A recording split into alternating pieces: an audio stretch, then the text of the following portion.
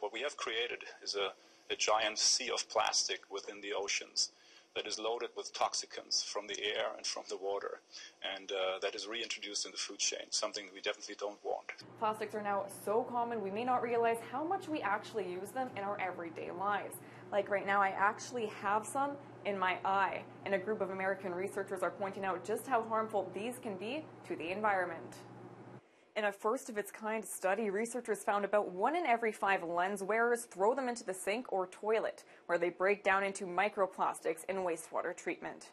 Unfortunately, the plastics persist for a long time. Big ones break down into smaller pieces. At some point, they become so small that they can be taken up into organisms, and there they can obstruct the GI tract, or they can be so small that they're actually taken up into the tissue. And that becomes an issue for organisms further up the food chain, like us. Sometimes humans consume the fish or mussels, as a whole without removing the GI tract. And then we ingest the plastics. Now, plastics are normally inert, meaning they don't do much, but they have a tendency of accumulating chemistry on their surfaces. And so we know that they take up air and water pollutants and concentrate them on the surfaces. The team found that contact lenses contain a different kind of plastic.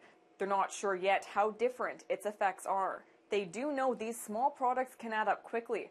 With the number of wearers, they estimate 6 to 10 tons can end up in U.S. wastewater each year.